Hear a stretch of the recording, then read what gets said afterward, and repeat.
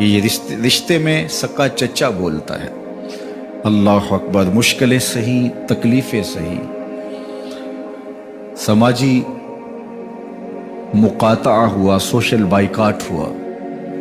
شاب ابی طالب کے 3 سال کس کٹھن حالات میں حضور اور حضور کے غلاموں نے اور خاندان والوں نے کاٹے، حتیٰ کہ درختوں کے پتے کھا کھا کے گزر اوقات ہوتی تھی۔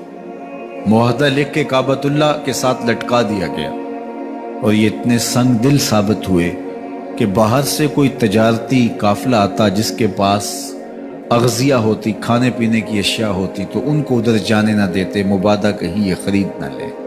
ان کا خیال یہ تھا کہ یہ بھوک سے دم توڑ جائیں، اور نیا دین جو لے کر کے آئے ہیں وہ شاب ابی طالب میں اس گھاٹی کے اندر ہی اپنے آخری دن پورے کرے۔ لیکن جس کو اللہ نے سر بلند کرنا ہو، عزت دینی ہو، جس دین کو پوری دنیا کے اوپر غالب ہونا تھا، اس کو کون روک سکتا تھا؟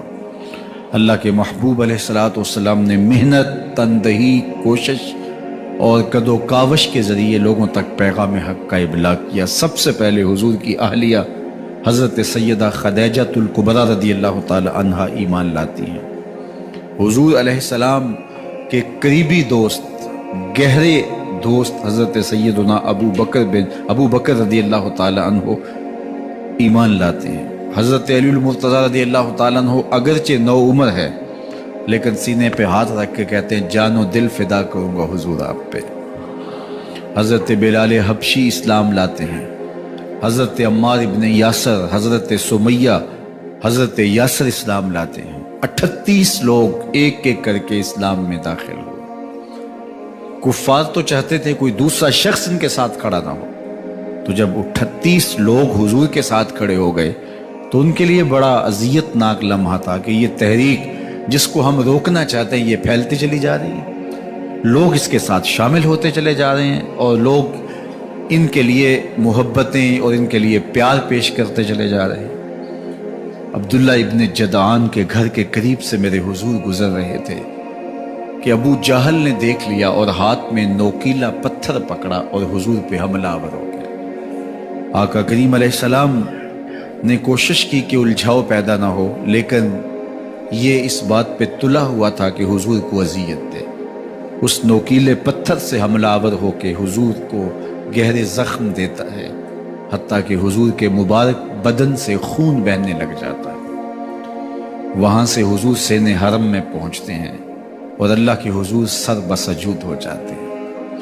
حضور کے چچا حمزہ بن عبد المطلب ابھی اسلام نہیں لائے تھے، وہ شکار کھیل کے واپس آ رہے ہیں، اور جب وہ شکار کھیل کے آتے تھے تو بڑا اترا کے چلتے تھے۔ انہوں نے سنا کہ 2 لونڈیاں آپس میں بات کر رہی ہیں۔ اس کو پتہ ہوتا نا کہ اس کے بھتیجے کے ساتھ کیا سلوک ہوا ہے، تو یہ کبھی بھی ایسی چال نہ چلتا، اس کی ٹوری کوئی اور ہوتی۔ تو رک گئے، قدم خود بخود ٹھہر گئے، رک کے پوچھا کیا ماجرا ہوا؟ کہا تمہارے بھتیجے کو ابو جہل نے مارا ہے اور اس کے نازک بدن سے خون بہتا رہا۔ وہ خاموش تھا، لیکن اس نے جان بوجھ کے زیادتی کی اس پر۔ بس غصے میں بپھر گئے۔ سین حرم کے آس پاس قریش اپنی مسند جمائے بیٹھے ہوتے تھے ٹولیوں کی شکل میں۔ آج امیر حمزہ آئے اور ابو جہل کو تلاش کر کے اپنی کمان کو زور سے اس کے سر پہ مارا، اور اس کا سر پھٹ گیا، اور ساتھ بولے تم نے ہمارے بھتیجے کو لاوارث سمجھا ہے؟ اب اس کے حواری کھڑے ہو گئے، لیکن ابو جہل بڑا کائن شخص تھا، اس نے سمجھا کہ یہ تو اب تنہا ہیں، لیکن لڑائی کی آگ روشن ہوگی تو بنو ہاشم بھی نکل آئیں گے، تو یہ لڑائی لمبی ہو جائے گی، تو اس کا سبب میں ہوں، قصور میرا ہے۔ اس نے کہا بس مجھ سے غلطی ہو گئی، اس طرح اس نے بات کو ٹال دیا۔ اب حضور کے چچا حضور کو ڈھونڈ رہے ہیں۔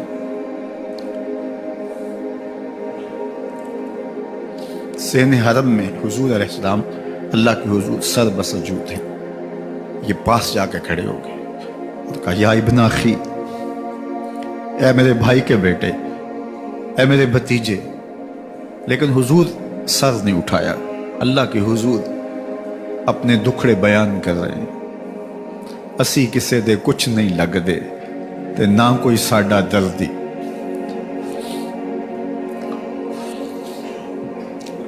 اللہ کے محبوب علیہ السلام اللہ کے حضور سر بسجود ہے. انہوں نے پھر کہا یا ابن اخی، اے میرے بھائی کے بیٹے. اور انہیں بے چینی ہے کہ بتاؤں کہ حوصلہ رکھو میں تمہارا بدلہ لے لیا، لیکن حضور سر نہیں اٹھا رہے. تیسری مرتبہ پھر آواز دی تو حضور نے سر اٹھایا، آنکھیں آنسوں سے بھری ہوئی تھی. تو برجستہ کہا بھتیجے میں تمہارا بدلہ لے لیا. میرے حضور نے فرمایا چچا مجھے اس کی کوئی خوشی نہیں ہوئی. یہ حیرت زدہ ہو گئے کہ اتنا بڑا کام، اس وقت مکے کا اتنا بڑا سورما، اور میں اس سے ٹکرا کے آیا ہوں اور یہ کہہ رہے ہیں مجھے کوئی خوشی نہیں ہوئی. قسمت اچھی تھی. بولے بھتیجے تم کیسے خوش ہوتے ہو؟ کہا جس رب کو میں مانتا ہوں اس کو تم بھی مانو. تو امیر حمزہ کی قسمت اچھی تھی تو آگے بڑھے اور اسلام قبول کر لیا. 38 لوگ پہلے مسلمان تھے، یہ 39 میں مسلمان ہو گئے. بس ان کا اسلام لانا مسلمانوں کے لیے تسکین قلب کا ساما ہوا. حضور کی آنکھوں میں امٹتے ہوئے آنسو. آگے بڑھے، کعبے کو غلاف کو پکڑا، کہا اللہم اعز الاسلام باحب الرجلین الیک بعمر ابن الخطاب او بے عمر ابن حشام. اے اللہ ایک شیر دیا ہے، ایک شیر اور دے دے. اب تیری مرضی، یا عمر بن خطاب دے دے یا عمر بن حشام دے دے. اگرچہ اس نے میرے اوپر پتھر برسائے ہیں، مجھے زخمی کیا ہے، لیکن اگر دین کی تقویت اس سے ہو سکتی ہے تو مالک مجھے کوئی غصہ نہیں. چاہے عمر بن حشام، یہ ابو جہل کا نام ہے، مجھے چاہے ابو عمر بن حشام دے دے یا عمر بن خطاب دے دے. ایک شیر دے دیا، ایک شیر اور عطا کر دے. حضور کعبہ کے غلاف سے لپٹ کے اللہ کے حضور دعائیں مانگ رہے ہیں. 39 لوگ اسلام لا چکے ہیں، 40ویں کا انتظار ہے. اللہ کے محبوب علیہ السلام کی دعائیں ہیں، حضور کی التجائیں ہیں. ادھر یہ خبر پورے مکے میں پھیل جاتی ہے کہ حمزہ بھی ایمان لے آئے. کفار پر سراسیمگی سی کیفیت پیدا ہو جاتی ہے کہ ہم تو سمجھتے تھے کہ یہ 2-4 لوگ ہیں، 10-15-20 لوگ جمع ہو جائیں گے، اور اس طرح کے لوگ بھی اگر ان کے ساتھ شامل ہو گئے تو ان کا راستہ نہیں روکا جا سکے گا. وہ سر جوڑ کے سوچنے لگے، ابو جہل کو کوسنے دینے لگے اس نے کیوں یہ ظلم کیا کہ اس کا نتیجہ یہ پھر ہمیں بھگتنا پڑ رہا ہے. اس کے لیے کوئی تدبیر کرنی چاہیے، اس کے لیے کوئی حکمت سوچنی چاہیے. 26 سال کا نوجوان ہے، خطاب کا بیٹا ہے، نام عمر ہے. اپنے گھر کے اندر پیچ و تاب کھا رہا ہے کہ اگر یوں ہی اسلام پھیلتا رہا تو ہمارے بتوں کے خلاف اٹھنے والا یہ نظم اتنا پھیل جائے گا کہ روکنا مشکل ہو جائے گا. آباء و اجداد کی کہانیاں ختم ہو جائیں گی. یہ ایک نیا دین ایسے پنپتا رہا تو پھر اس کو روکا نہیں جا سکے گا. کون روکے؟ دل میں خیال آیا اس کا ایک ہی حل ہے کہ بانی اسلام کی زندگی کا چراغ گل کر دیا جائے. لیکن یہ اتنا بڑا کام کون کرے؟ سوچا خود کروں گا. اٹھتی جوانی اور یہ پہلوانی کا زمانہ تھا عمر بن خطاب کا.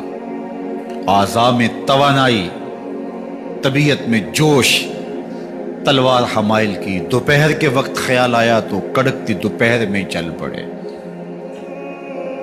سنسان گلیاں ہیں، سخت گرمی ہے، لوگ دیواروں سے لگ کے چلتے ہیں اگر کوئی کسی کو کسی مجبوری کے تحت کہیں جانا بھی پڑے. لیکن یہ مست ہاتھی کی طرح اپنے ارادے کو عملی جامہ پہنانے کے لیے گھر سے نکل پڑتے ہیں، اور اس انداز سے تلوار حمائل کیے ہوئے آگے بڑھ رہے ہیں. نعیم بن عبداللہ آگے سے آ رہے تھے. آنکھوں میں اترا ہوا نشہ دیکھا، کہانی سمجھ گئے. یہ بھی مسلمان ہو گئے تھے لیکن ابھی ایمان ظاہر نہیں کیا. کہا عمر کدھر کے ارادے ہیں؟ کہا بانی اسلام کا چراغ بجھانے جا رہا ہوں.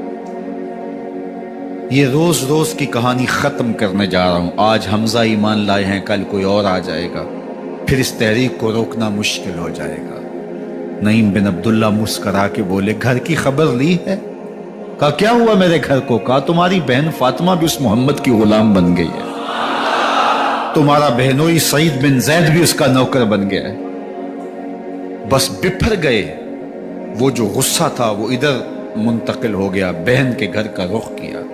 جب دروازے پہ پہنچے تو اندر سے قرآن پڑھنے کی آواز آ رہی ہے. جو کہا گیا تھا، جو سنا تھا، اس کا یقین پیدا ہو گیا. زور زور سے دروازے کو کھٹکھٹانے لگے. بہن نے دیکھا کہ بھائی ہے. جو قرآن پڑھ رہا تھا اس کو چھپا دیا اور خود دروازہ کھولا. بس پیٹنا شروع کر دیا، مار مار کے سر پھوڑ دیا. خون بہ رہا ہے. جب سر پھٹ گیا تو فاطمہ بنت خطاب بولی عمر تم خطاب کے بیٹے ہو، میں بھی خطاب کی بیٹی ہوں. سن لو محمد کا دامن نہیں چھوڑو، جو کرنا ہے کرو. جب یہ تیور دیکھے تو عمر کی حیرت انتہا کو چھو گئی. یہ کون سی قوت ہے جس نے ایک عورت کے اندر یہ جذبے رکھ دیے؟ کہا اچھا بتاؤ تم کیا پڑھ رہے تھے؟ کہا تم ناپاک ہو، تمہیں نہیں دوں گی. کہا کیسے دو گی؟ کہا پہلے غسل کرو. عمر غسل کر رہا ہے. سودا لینے کے لیے بازار گئے، ہاتھ اس کے بکے جس کے خریدار گئے. عمر غسل کر رہے ہیں. غسل کر کے باہر آئے تو بہن قرآن لے آئی. وہ کھجور کی چھالیں، وہ چمڑے کے اوپر لکھا ہوا قرآن سامنے رکھ دیا. عمر پڑھ رہے ہیں طٰہٰ ما انزلنا علیک القرآن لتشقیٰ. اے 14ویں کے چاند محبوب، قرآن اس لیے نازل تو نہیں کیا تھا کہ تم مشقت میں پڑ جائے. محبوب رحمت کے دروازے کھل رہے ہیں، کرم نوازیاں ہونے والی ہیں. عمر پڑھتے گئے، آنکھوں کے بندن ٹوٹ گئے، آنسو آنے لگے، ٹپ ٹپ آنسو گرنے لگے. عمر رو رہے ہیں، بدن کانپ رہا ہے. آئے کس ارادے سے تھے، اب حالت کیا ہوئی جا رہی ہے. اپنی بہن سے کہا، بہنوئی سے کہا جس در کے تم غلام ہوئے ہو کبھی میں بھی اس در کا غلام نہیں ہو سکتا؟ عمر کی کہیں عمر نہ برباد ہو جائے، مجھے اس چوکھٹ پہ لے چلو. کہا چلو ہم اس دہلیز پہ لے چلتے ہیں. تلوار اسی طرح حمائل کی ہوئی ہے، حضور دار ارقم میں ہے. یہ اسلام کی پہلی درس گاہ ہے، حضرت ارقم کا گھر. مسلمانوں کی تعداد بہت تھوڑی، یہاں چھپ کر کے دین سیکھتے ہیں. حضور بھی وہاں تشریف فرما تھے، باقی اصحاب بھی وہاں تشریف فرما تھے، حضرت میرے حمزہ بھی وہاں تھے. دروازے کی درزوں سے دیکھا کہ عمر آ رہے ہیں، تلوار بھی حمائل کی ہوئی. صحابہ نے کہا عمر آ رہے ہیں. میرے حمزہ نے کہا کوئی پرواہ نہیں، آنے دو. اچھا ارادہ ہوا تو خوش آمدید کہیں گے، ارادہ اچھا نہ ہوا اس کی تلوار سے گردن کاٹوں گا. اللہ اکبر. جب دروازہ کھولا تو دو صحابہ نے بازوں سے پکڑ لیا، کندھوں سے. حضور نے فرمایا کندھے چھوڑ دو. کندھے چھوڑ دیے گئے. آقا کریم علیہ السلام نے ان کے گلے کے اندر جو کپڑا تھا اس کو پکڑ کے جھٹکا دیا. اسلم عمر، عمر اسلام لاؤ. اللہ اکبر. اور ساتھ حضور نے حضرت عمر کے دل پہ ہاتھ رکھے، اللہم اہد قلبہ، اللہ عمر کے دل میں ہدایت ڈال دے. بس یہ جملہ کہنے کی دیر تھی اور حضور کا ہاتھ پھرنے کی دیر تھی. اندر سے کفر دھلتا چلا گیا اور عمر نے کہا اشہد اللہ الہ الا اللہ واشہد انک رسول اللہ. جب یہ پڑا کلمہ تو حضور کی زبان سے بے ساختہ نکلا اللہ اکبر، اور صحابہ نے بھی اللہ اکبر کہا، اور اس زور سے کہا کہ مکے کی گلیاں گونجنے لگی. اب عمر ایمان لانے کے بعد حضور کی خدمت میں حاضر ہو کے عرض کرتے ہیں حضور کیا ہم حق پہ نہیں ہیں؟ فرمایا ہم حق پہ ہیں. اللہ کا دین سچا نہیں ہے؟ فرمایا اللہ کا دین سچا ہے. کہا کہ آپ اللہ کے سچے نبی نہیں ہیں؟ فرمایا میں اللہ کا سچا نبی ہوں. تو فرمایا پھر ہم چھپ کے نماز کیوں پڑھیں؟ کہا کہ عمر تم جانتے ہو حکمت ہے، اتنے جو ہے وہ ہماری تعداد نہیں، اور کفار کا جور و ظلم اور ستم. عرض کی حضور ہم کعبۃ اللہ میں جا کے نماز پڑھیں گے. مسلمانوں کی دو صفیں بن گئی. ایک صف کی قیادت امیر حمزہ کر رہے ہیں، ایک صف کی قیادت حضرت فاروق اعظم کر رہے ہیں، درمیان میں حضور چل رہے ہیں. اور روایات میں آتا ہے حضرت عمر چلتے جاتے ہیں اور ساتھ لا الہ الا اللہ پڑھتے چلے جا رہے ہیں. اور پھر جا کے وہاں پہنچے تو وہاں جو صنادید قریش تھے ان پر سختہ طاری ہو گیا. حضرت عمر رضی اللہ تعالیٰ عنہ جب ایمان لائے تو آپ نے ایک ایک کافر کے گھر کے دروازے پہ کھڑے ہو کے کہا، جب کوئی بھی شخص مسلمان ہوتا تو کفار اس کو مارتے، زود و کوب کرتے، ظلم کرتے، ستم کرتے، گھسیٹتے بازاروں میں، لیکن حضرت عمر ایمان لائے تو ایک ایک شخص کے دروازے پر کھڑے ہو کر کے کہا کہ تم کمزوروں کو مارتے تھے، میں تمہیں بتانے آیا ہوں میں محمد عربی کا نوکر بن گیا۔ بلکہ آپ نے اعلان کیا، جس نے اپنی بیوی کو بیوہ اور بچوں کو یتیم کروانا ہو اور اپنے ماں باپ کی کمر کو جھکانا ہو وہ عمر کے مقابلے میں آئے۔ اللہ اکبر۔ زنیرہ نامی ایک خاتون تھی، بہت کمزور، راوی کہتا ہے کہ اس کی ہڈیوں میں گودا نہیں تھا، عشق رسول تھا، اور اس کا ظالم آقا اس کو مارتا ہے، جب مار مار کے تھک جاتا ہے، ادھر سے عمر آ رہے ہیں، یہ اسلام لانے کی پہلے کی کہانی ہے، ادھر سے عمر آ رہے ہیں تو اس نے کہا عمر تم جوان آدمی ہو تو یہ چھوڑتی نہیں ہے اپنے نبی کا نام، ذرا تم آؤ۔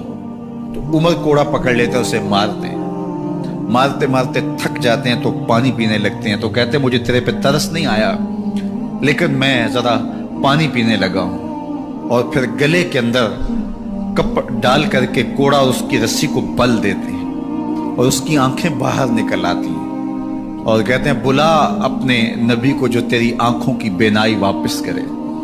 اللہ اکبر۔ تو اس نے آسمان کی طرف منہ کر کے کہا مالک میں کبھی بھی آنکھوں کی بینائی نہ مانگتی، لیکن اب تیرے نبی کی عزت کا سوال ہے۔ آنکھوں کی بینائی واپس ہو جاتی ہے۔ زنیرہ کو بڑا مارا، آج عمر گلیوں میں آنکھوں میں آنسو ہیں اور عجیب دلے بے تاب ہے، اور کہتے ہیں آؤ بھئی میں حضور کا غلام بن گیا ہوں، تمہیں بتانے آیا ہوں۔ زنیرہ نے موڑ کاٹا تو آگے عمر یہ آواز دے رہے تھے۔ زنیرہ ایک کونے پہ کھڑے ہو کے رو کے کہتی ہے عمر تم تو بڑے اس دن جوش و غضب میں تھے اور تم مارتے ہوئے تھکتے نہیں تھے۔ تو عمر نے کہا زنیرہ اس دن میں نے دیکھا نہیں تھا، اب میں محمد عربی کو دیکھ آیا ہوں۔ جنہ ویکھیا نہیں ہو کرن گلاں، جنہ ویکھیا نہیں ہو کرن گلاں، جنہ ویکھیا ہو تے بول دے نہیں، جڑے محرم راز حقیقت دے اور راز حقیقت کھول دے نہیں۔ تو حضرت عمر رضی اللہ تعالیٰ عنہ ایمان لائے۔ حضرت عبداللہ ابن مسعود رضی اللہ تعالیٰ عنہ فرماتے ہیں کہ حضرت عمر کا ایمان لانا مسلمانوں کے لیے عزت کا سبب تھا، ان کا ہجرت کرنا مسلمانوں کی نصرت تھی اور ان کی خلافت مسلمانوں کے لیے رحمت تھی۔ حضرت عمر رضی اللہ تعالی عنہ وہ ہیں کہ میرے حضور نے فرمایا لوگوں جب نیک لوگوں کا ذکر کرو تو میرے عمر کا تذکرہ ضرور کیا کرو۔ میرا عمر وہ ہے کہ جب وہ ایک جگہ ایک سمت سے آ رہا ہو، ایک گلی اور بازار سے آ رہا ہو تو شیطان بھی آ رہا ہو، عمر کو دیکھ کے راستہ تبدیل کر لیتا ہے۔ حضرت عمر رضی اللہ تعالی عنہ کی طبیعت کے اندر جو جاہ و جلال تھا، طبیعت کے اندر جو سختی تھی، وہ اسلام کے اندر آ کر بھی قائم رہی، اور آپ نے وہی سختی وہی جاہ و جلال جو پہلے مسلمانوں کے خلاف تھا اب کفار کے خلاف، منافقین کے خلاف، حضرت عمر کی طبیعت کے اندر وہ جوش و خروش بدستور موجود رہا۔ لیکن جس دن آپ خلیفہ بنے تو اس دن آپ نے ممبر پہ چڑھ کے جو خطبہ دیا اس میں کہا لوگوں میں سخت اس لیے تھا کہ رسول اللہ نرم تھے، پھر میں سخت اس لیے تھا کہ حضرت ابوبکر صدیق نرم تھے، اب میں تخت خلافت پہ بیٹھا ہوں، اب میری سختی جو ہے وہ نرمی میں تبدیل ہو گئی، صرف فاسقوں فاجروں اور باغیوں کے لیے میں سخت ہوں، باقی تمہارے لیے نرم ہوں۔ سب سے کم جو تنخواہ بیت المال سے اگر کسی وجود نے لی ہے تو وہ حضرت عمر رضی اللہ تعالیٰ عنہ نے لی، صرف 2 جوڑے لیتے تھے سال میں، اور راوی کہتا ہے کہ میں نے دیکھا ہے کہ اس میں بھی 17 پیوند لگے ہوتے تھے۔ حضرت عمر رضی اللہ تعالیٰ عنہ کا طرز زندگی، آپ کا انداز معاشرت اور آپ کا انداز خلافت، ہر لمحہ آپ کی زندگی کا اٹھا کے دیکھیے کتنی مرتبہ قرآن حضرت عمر کی رائے کے مطابق نازل ہوا ہے۔ اللہ تعالیٰ جل شانہ نے ان کو صاحب الہام بنایا تھا۔